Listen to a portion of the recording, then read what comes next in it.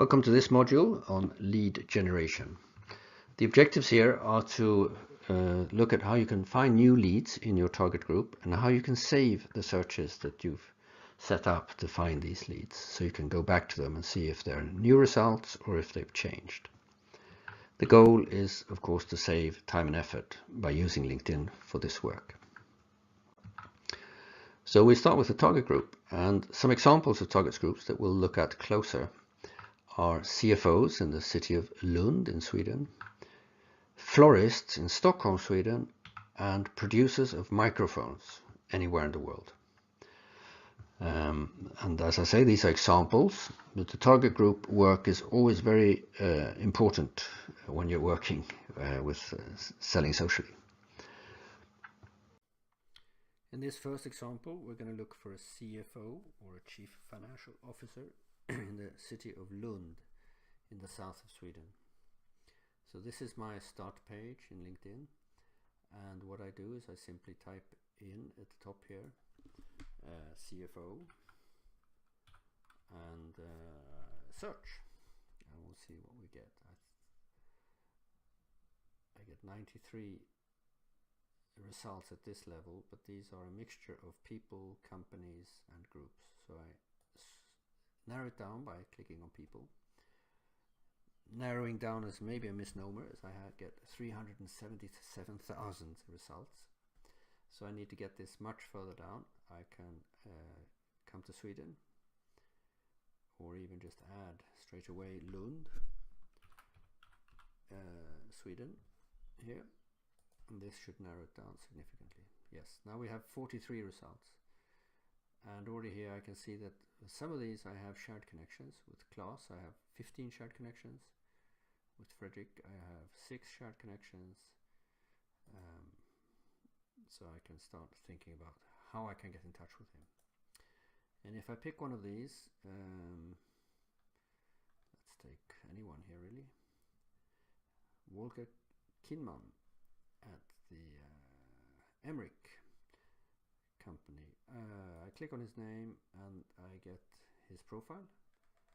I can read about him and so on, but what I can do here is simply follow him, which means that I will see any activity that he has on LinkedIn will be flagged to me. So if he posts something, or if he changes jobs, or if he comments on something. So I just go in here and click on follow. So now I have found at least one CFO in Lund. I can go through the list and follow the ones I'm interested in, or read their profiles in more detail, and start thinking about how I'm going to get in touch with them. So this brings us to the second example in this module, which is about saving your searches once you've searched. In this example we're going to look for florists in Stockholm, and I simply go to the this is a slightly more advanced search. I'll use the advanced search function, which is up here to the right of the search bar, and when I click there I come to the this search field where I can search on a number of things, but I'm interested in florists. A florist is very useful in the sense that it's the same word in Swedish, otherwise I would have to search in both languages. And I'm looking in Sweden, so I change the United States to Sweden, and there we are. And also enter a postal code for Stockholm, central Stockholm, which I've looked up earlier, so it's 144, and we'll limit that to within 15 kilometers or 10 miles from that postal number. And if I click search here, I get 194 florists in this part of Stockholm. And here I can start browsing. I can look for joint contacts. I have a joint contact with Caroline Sur apparently, which is Annelie Uvelid. Here's another one, Susanne, who knows another florist I know. And the neat thing here is that if florists in Stockholm are my target group and I want to work with them, I can save this search up here to the right. So here I've saved the search before of florists in Stockholm. And this means that once a week I get an email from LinkedIn saying that during this week you have 15 new people on your list of florists in Stockholm. And this I can edit. I can have I can change the name, I can change how often I get my updates, and I can then see who the 15 new contacts are. So they are here. Yeah, very useful. And it's very useful also if your target group is a specific company. If you're looking only for people at IBM or LinkedIn or some other company, you can do the same thing. So that's the end of the second demonstration. In the third example, we're going to look for companies and people who produce microphones. So it's a different type of search.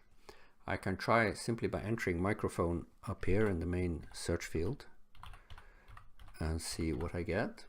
There are obviously quite a few here. I get 34,000 results or 35,000 results. I'll change this to microphones just to be correct. 39,000 results. And this is a mixture of people, groups, companies. And of course I can filter this down to countries and so on. But let's say I'm looking for companies that work with microphones. So I get 839 results. And as earlier, I can save these results. And if I go to one of these companies like Blue, I can check them here and I can see how many people there are that I can look up and see if I want to connect and so on. Here is someone I have a shared connection with at Blue Microphones. And if I go back to the main list of results, I can also then sort it by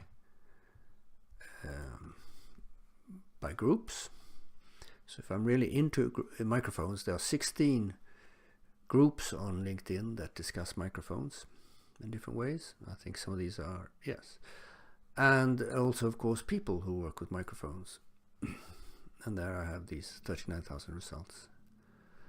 And I could filter this down. Let's say I'm only interested in people in Canada. So that brings it down to 2,000. And then further down I can look for companies or whatever I'm interested in to get this sorted. So this is a slightly different search than compared to the other two examples where we went for a specific product really. But as you see, we can search on virtually anything. And once you've saved your searches, you get an email once a week. So this is this week's email for me, where I got 2 new people found for chemical product approval and 50 new people found for florists in Stockholm. This is an extract from my Gmail account.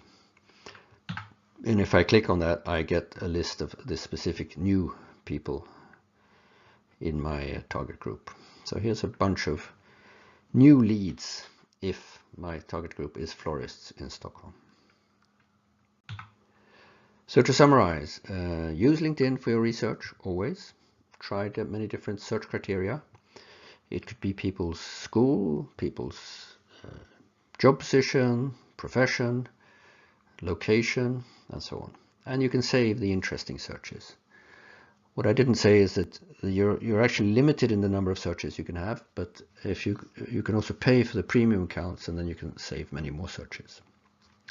In the workbook, you'll find a section on the target group and a section on how to search and find, and also to choose the approach to reach out to your dream customers. And the fieldwork here is practice. Practice searching, practice setting up searches, practice using different search criteria every day. With that, we've reached the end of this module. A final tip, is, as always, spend time on defining your target group. And some related course modules are from cold calls to warm meetings, prospecting, and setting up LinkedIn as an individual CRM. I'm Peter Mölling. Thank you very much.